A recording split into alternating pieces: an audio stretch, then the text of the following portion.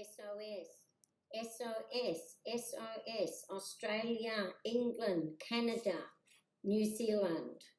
They have found a sneaky way to get rid of our 1689 English Bill of Rights, which is for all Protestant people.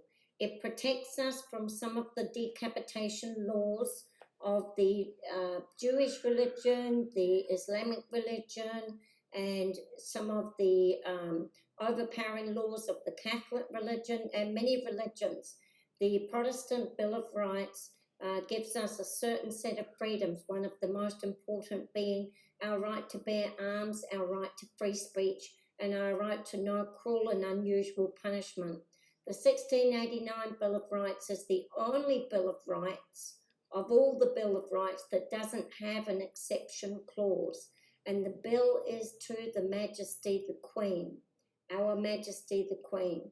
New Zealand and Australia, New Zealand in 1990, Australia in 2017, Canada, you'll have to go and look, have created new bills of rights that have allowed them to bypass certain restrictions in the 1689 Bill of Rights that binds the Crown and binds the government to the people.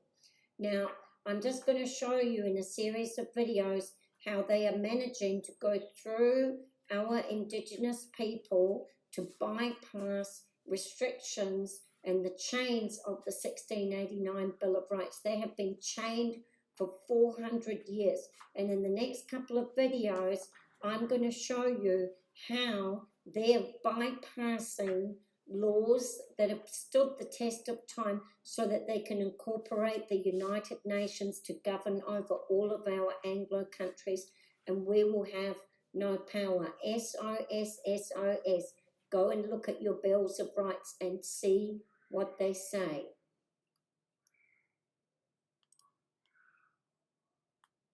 So, the 1990 Bill of Rights ties you to the political rights, the Human Rights Act, the Race Relations Act, the Conventions on Human Rights, the International Bill of Rights, the Charter of Nations, the International Court of Justice, the economic and cultural rights. And it also binds you, in those ones there, bind you to another set of laws. If you go and look at them, they bind you to refugee laws or refugee rights, and then they bind you to this thing called Indigenous rights. And what I'm going to show you is quite scary. What they're doing is because of our 1689 Bill of Rights and because of our 1852 constitutions that they've removed, those declarations are still active.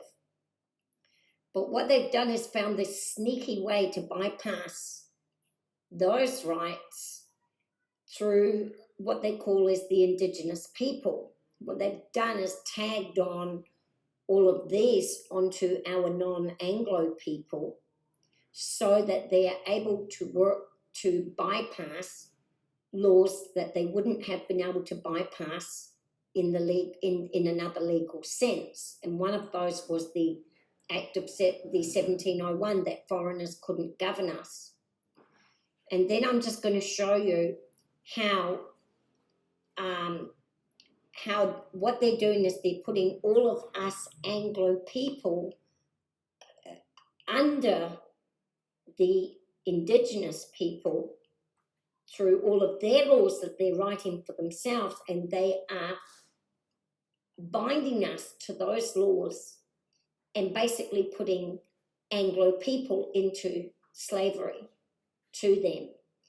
And when they put us into slavery to them, all of our non-Anglo people are going to be dragged into it.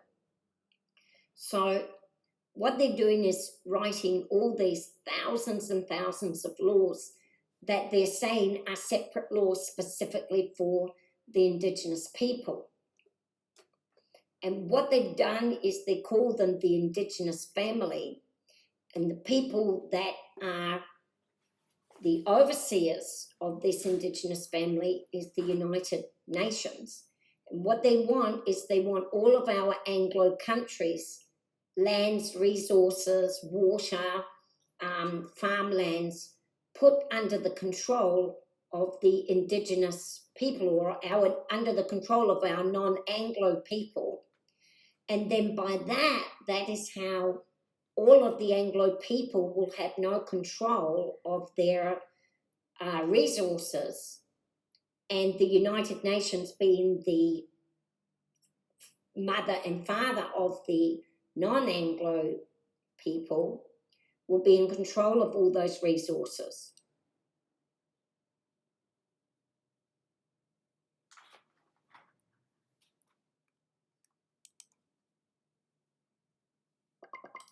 So this here is called, this is one of the laws that they're putting through in our New Zealand Maori people, but they're doing it with the Australian Aboriginals as well. In New Zealand, we have the Treaty of Waitangi that everybody hears, and it made all New Zealand people, actually, it made them subjects of the Majesty. When it made them subjects of the Majesty, New Zealand was bound to uphold the 1689 laws, okay? And that could never be changed. That is a forever law. And so the condition that the Majesty and British law went to New Zealand was that all of the new settlers that went there to build the country, they would, and including the New Zealand natives, would be protected under this law. And under this law, foreigners can't govern in our country.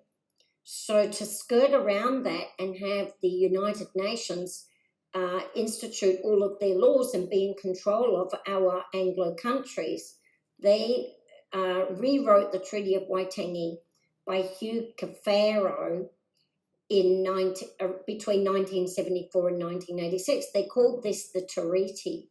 It's actually a completely different document to the Treaty of Waitangi. And then do you see how they tag on these laws? They tag this on to the Maori ethics and guidelines for AI and algorithms. Now, it's quite complicated to understand it, but I'm going to just try my best here to explain what's on my mind.